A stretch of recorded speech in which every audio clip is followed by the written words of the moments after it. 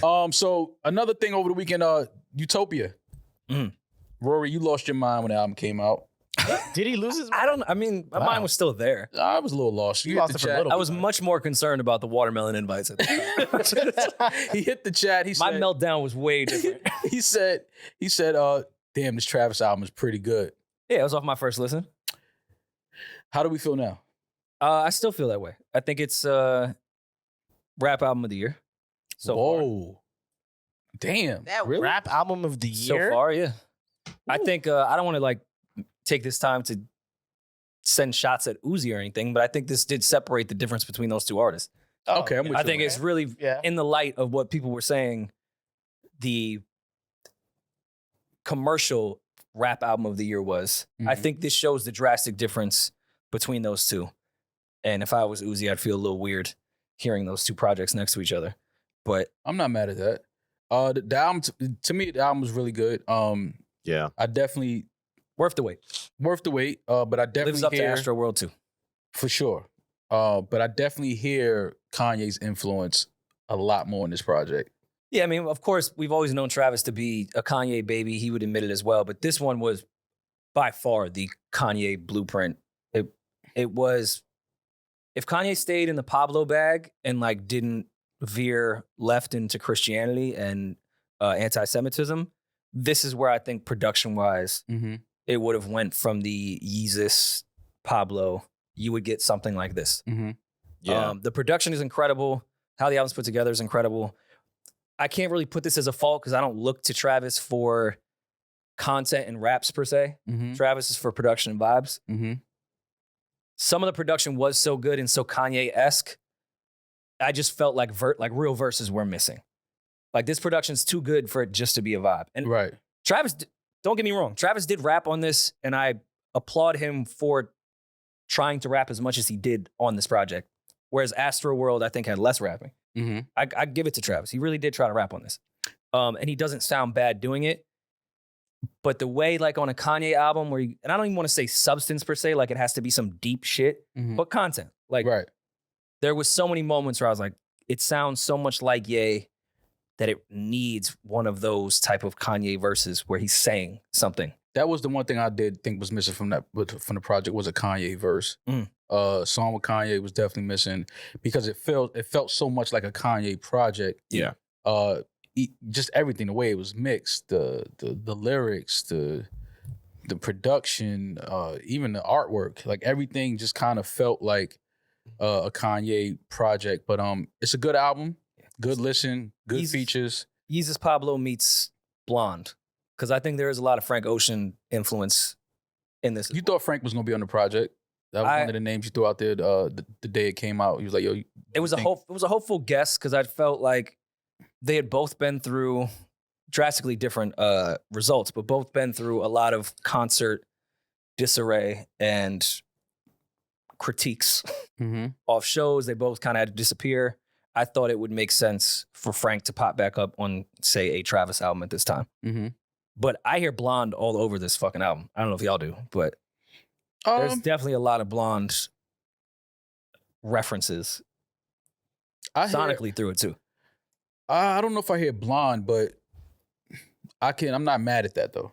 I don't know if I hear it, but I think I understand what you're saying. A lot of the calmer shit, like not the more Yeezus hard type drum shit, is the synths. Like a lot of that, to me, is the transitions in Blonde. Mm-hmm. A lot of the calmer records very much feel like Blonde to me, but no, I think it's an incredible project.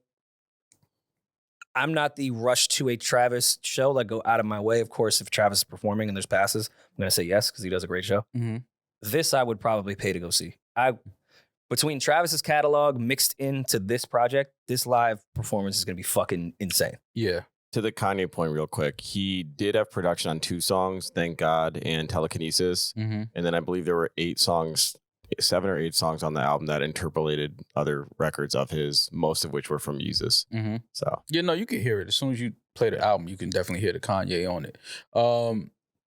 But one of the tracks that everybody seemed to be talking about, Meltdown, with Drake.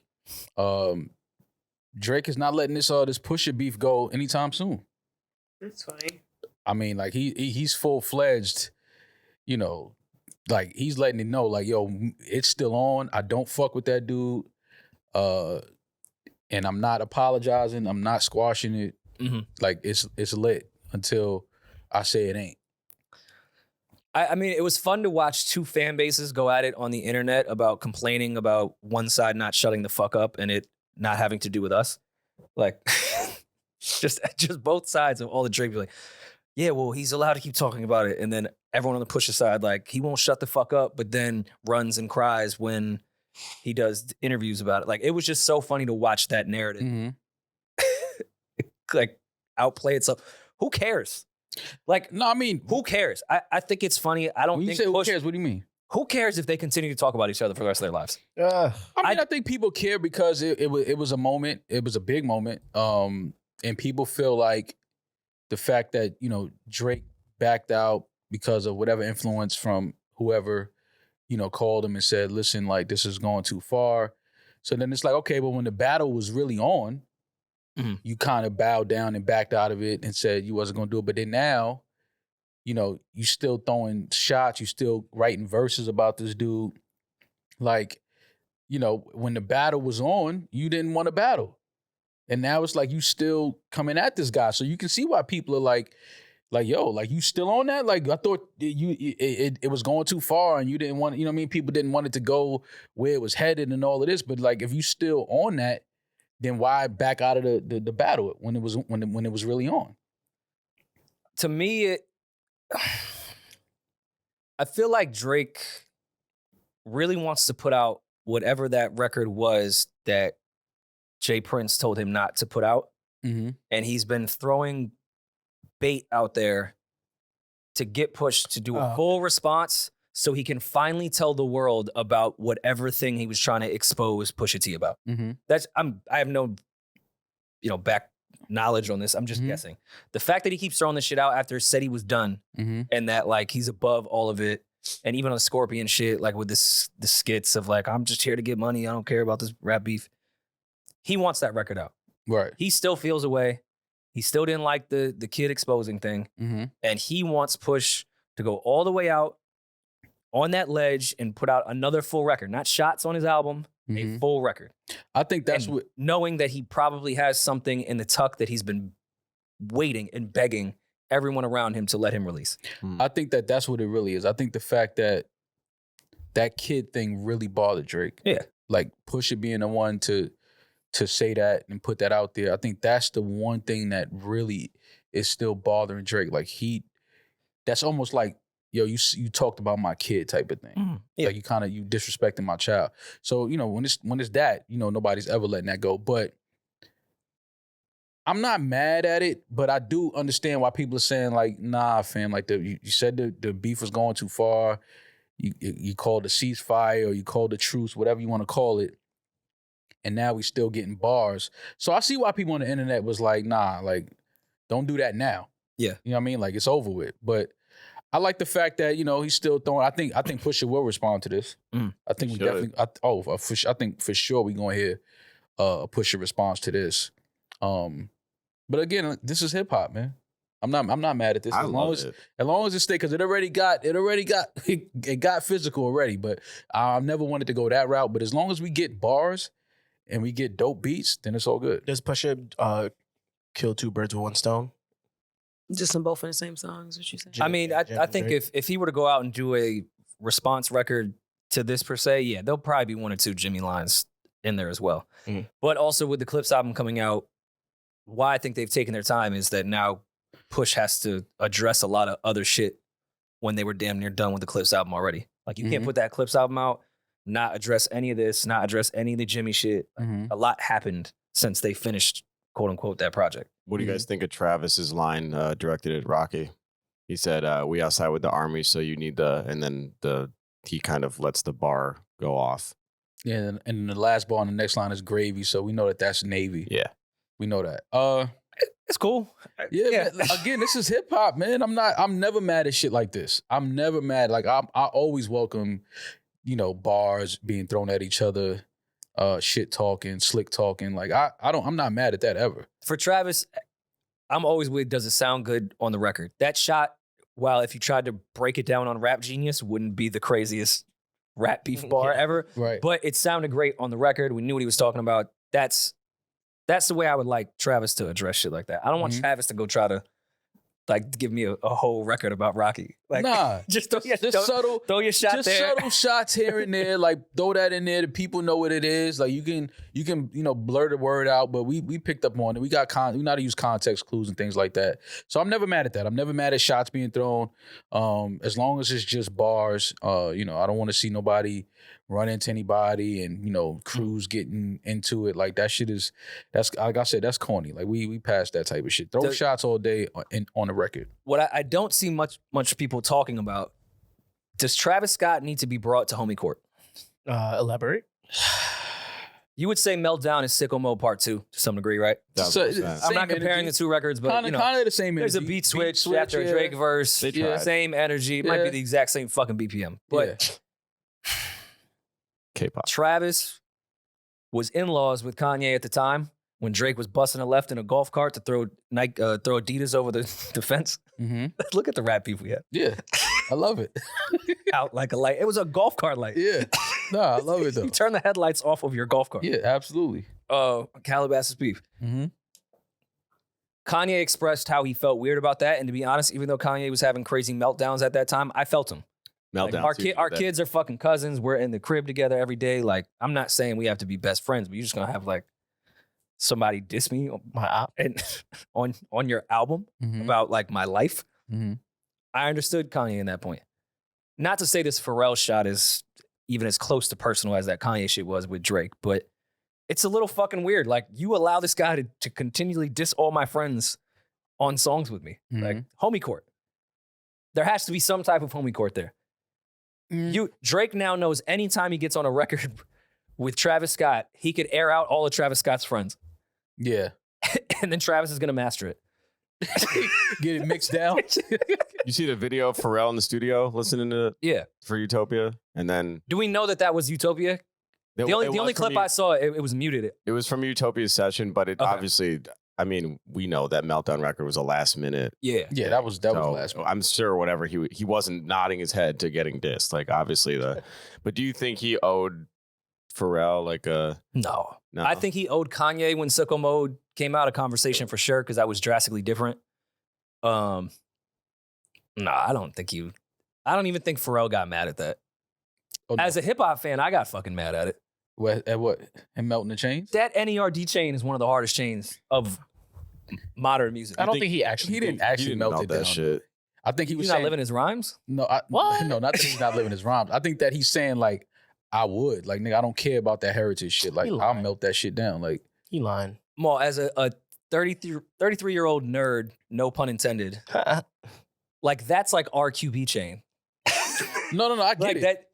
That is the classic Neptunes. I 100%. You can't, like, when Drake bought that, I thought it was cool because money doesn't mean anything to him. So, if Pharrell doesn't give it to him, just buy it. Yeah. Money doesn't matter. Right. I would do the same thing if I had the money Drake did and Pharrell was like, yeah, you could buy my chain. That chain is iconic. But you can't melt that down. Wasn't part of the beef for him and Pusha? Drake bought a Clips microphone that they used too, right? Was that one of the from things? eBay? Mm-hmm. He melted that down too? Well, it's funny when we heard he definitely melted that. Is gone. We heard the Drake verse in the studio, like 2 days before it dropped, and when it came up as Meltdown, and one of the producers we were talking to, I thought he was going to talk about melting down that microphone. Yeah. And then when it was Pharrell's chains, I was like, well, that wasn't necessary.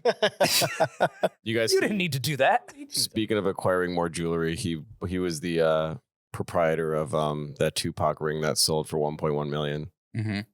And then he used it to promote Meltdown on his story. And I don't want to get too messy and too much more into the Drake shit, because that verse definitely is overshadowing how incredible this Travis. I was going to say that. I think that's getting lost too. Like that verse. It's a cool verse. Don't get me wrong, but it's definitely not even close to the biggest highlight on that album for me. Mm-hmm. The last line, I saw the shit that was going around the timeline, and everyone's focused on the Pharrell diss, but I guess someone did the science on this Kodak beef with another Toronto affiliate of Drake's, where there is actual real beef, and that whole Vogue. If Vogue wasn't suing, I would have been in Paris. alludes to some violence amongst those two crews. Like that's amongst Kodak Black and Wassa. Okay. Don't quote me because I'm not like too versed in it, but I did see that was running around the timeline. Oh, Where this is the real diss is at the end of the verse, not this fucking cupcake NERD chain meltdown shit. Yeah, I don't know. See, that type of shit I don't pay attention to. I don't shit like that is like that's real beef. I don't care to know about that. Also, I'm gonna go ahead and disagree with Drake. If you hire some goons to come to my show and my security washes them, that's a stat to me. That is a stat to me. Yeah. If you hire goons to come fuck up my show and my security puts them in the hospital, yeah. Neither of us fought. So we both don't really get a stat. But both of our hired people, mine were the victor. No, I get it. But so I get a stat. No, listen, that's a fact. Because if they fucked up Pusha T, if those goons succeeded, oh yeah, that's a stat. Drake would run around like it was a stat. That's a win. But even in that though, even if it was that way, it's only so far that Drake could have ran with that, like. And we don't know that Drake hired those people. I mean, we can assume. Yeah, but even if I don't want to put him in crimes because that would be a crime. But one could ponder in Toronto that maybe. I don't know. Maybe he just has that much love in the six that they did it. They did love GP. For the love. Drake didn't even have to call. They did it on spec. But you can't. But even if it was that way, even if let's say Pusha, something happened to him, he got touched. There's only so far that Drake could have ran with that, like, and made it seem like he touched him. Because it's like until you put hands on somebody, that ain't really a stat for you. Like you can say, yeah, niggas touched you, but you can't really run that into the ground. No. So I understand why Drake would say the same thing, like, yo, yeah, but your bodyguards did that. Like, you didn't touch nobody, so don't try to run. Performing. Right. But don't try to run it into job. Don't try to run it into your bars like, yeah, you see what happened, like your goons ran up and got sent to the hospital. Yeah, but don't say it like you put somebody in the hospital. So I understand it, but it goes both ways. But I would say Push would be the only one that would be allowed to talk about that situation. If I'm in Toronto performing to my fans and you have these people alleged try to sabotage, alleged. Try to sabotage my show, and Push, we know his security isn't always like some hired security team. It's people he's been around for quite some time. And they beat the shit out of the goons you hired. Yeah, that's us. No, listen. we taking the dub. For sure. I was minding my business, performing to grind it. 100%. You got to take that dub. 100%. But don't run it in like, yo, I like make it seem like you put somebody in the hospital. I did though. Nah, I get it though. It's a win. You ain't taking that flag from us. Nah, that's a win. Somebody got sent, somebody got hurt. Yeah. It's a win. I get what you're saying. But even in that, man, it's like, it's not a Gucci win, but no, that's a whole different thing. We don't even talk about that. That was something that was different times. But even in that, man, like I said, I just don't like, just keep it rap, man. I get it. It's personal shit, but keep it rap. I like when dudes just rap. Like just rap. Whoever's the better rapper, whoever makes the better records, that's who's gonna come out victorious. Like keep it in the music. NewRoryNMal.